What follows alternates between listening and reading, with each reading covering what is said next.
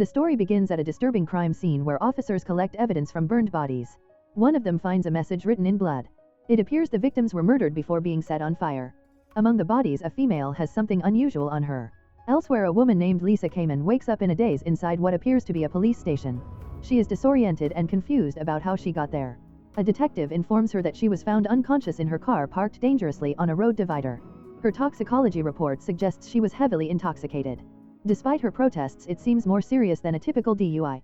Lisa tries to piece together the previous night. She recalls being at a bar and talking to a friend named Sarah. A man named Robert Audrey testifies that Lisa was very drunk and insisted on driving. He claims she took off erratically near the train tracks.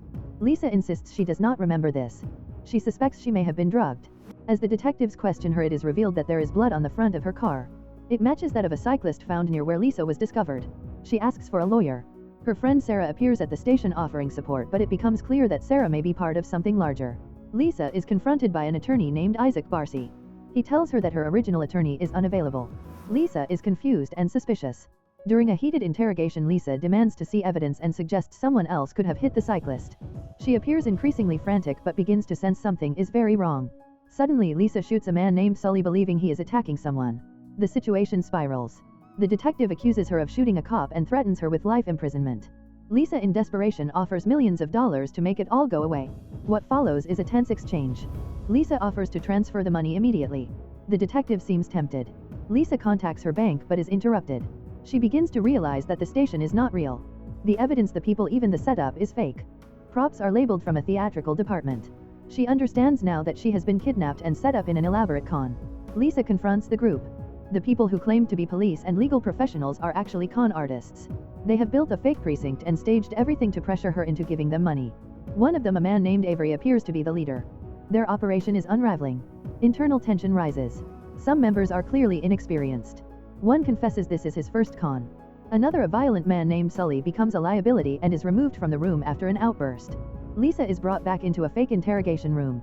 She is questioned by a woman who claims to have known her former lover Denton. This woman accuses Lisa of taking Denton's money and running. Lisa denies it. She admits to having had a relationship with Denton but claims she did not know he was married.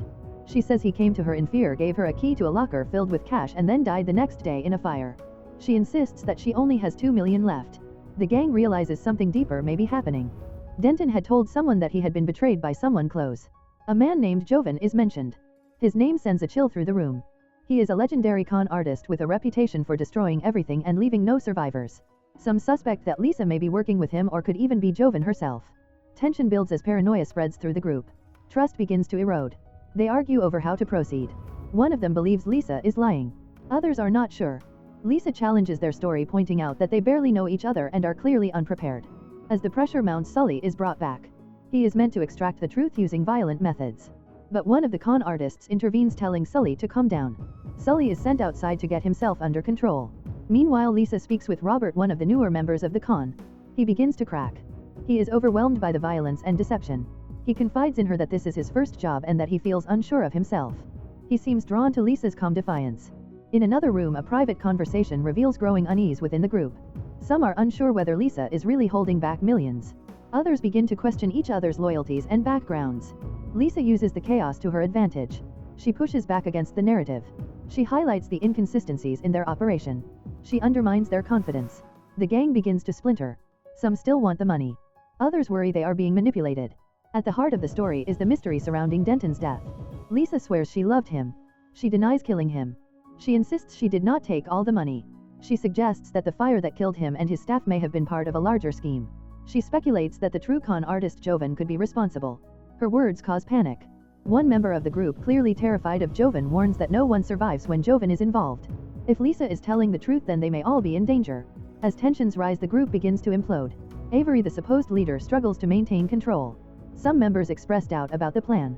Others fear Lisa may actually be Jovan, or worse, connected to him. Lisa uses their paranoia to her advantage. She pushes psychological pressure points, reminding them that if Jovan is really involved, none of them are safe. This stirs panic in the crew. Robert, the rookie, starts to question the entire operation. He appears sympathetic toward Lisa and questions whether they are the real villains.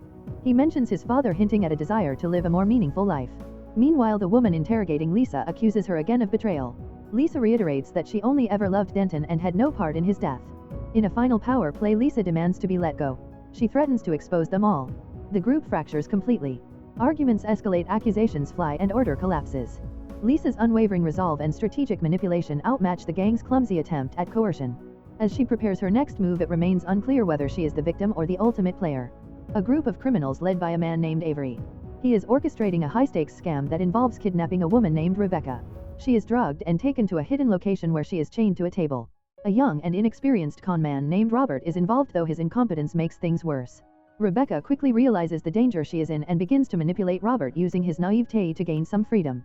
As tensions rise, it becomes clear that Avery is a cold and ruthless leader and not everyone in the group fully trusts him. Rebecca and Robert have a complex exchange where she tries to make him feel guilty about what is happening. Robert claims he did not hurt her and that the others just want the money. Despite her situation, Rebecca remains calm and calculating. She starts to uncover fractures among the criminals. Robert tries to help her escape, but their attempt is thwarted. Another crew member, Sully, becomes involved and chaos ensues. Sully is shot and eventually dies, further unraveling the already fragile dynamic within the group. The crew begins to fall apart. Jess, another member, is shaken by Sully's death. Avery grows more violent and unstable. He begins threatening other members, pushing them to stay in line. Rebecca continues to use her intelligence and resourcefulness to turn the group against each other. She learns that the real reason for her kidnapping is tied to a large sum of money left behind after the death of a man named Denton who she had a romantic relationship with. It is revealed that she has a child, Brandon, who is likely Denton's son. Avery wants Rebecca to transfer the money to him. He uses Brandon as leverage, threatening the child's life. Isaac, another reluctant member of the crew, struggles with the morality of the situation. He initially obeys Avery but becomes increasingly disillusioned. When he believes that Jess has been killed on Avery's orders, he reaches his breaking point. Rebecca uses this to her advantage, convincing Isaac that Avery must be stopped. She also manipulates Avery by pretending to comply while secretly plotting her escape. As the scam unravels, it is revealed that Rebecca is not just a victim. She has been several steps ahead all along. She poisoned Sully and Robert. She orchestrated much of the group's collapse through psychological manipulation and clever tactics. When faced with Avery in a final confrontation, she gains the upper hand. The film reveals a twist: Rebecca is not who she seemed to be. She is in fact Jovan, the legendary con artist and killer the others feared throughout the film. After eliminating Avery and the remaining threats, Rebecca reunites with her son Brandon and a friend named Sarah who had unknowingly been caring for him. Rebecca thanks Sarah and assures her that they are safe. The final moments show that Rebecca had planned everything from the start, executing a long con that not only secured her freedom and safety but also avenged Denton's death. The film ends with law enforcement arriving at the scene too late. They find a trail of destruction and a string of dead bodies. As they investigate, it becomes clear that Jovan has struck again and vanished without a trace. The legend of Jovan lives on and the authorities are left trying to make sense of the chaos. The screen fades out, reinforcing the theme that in the world of deception and betrayal, the most dangerous players are the ones you never see coming. If you enjoy watching this video, then subscribe to Angel Recaps for the latest movies explanation.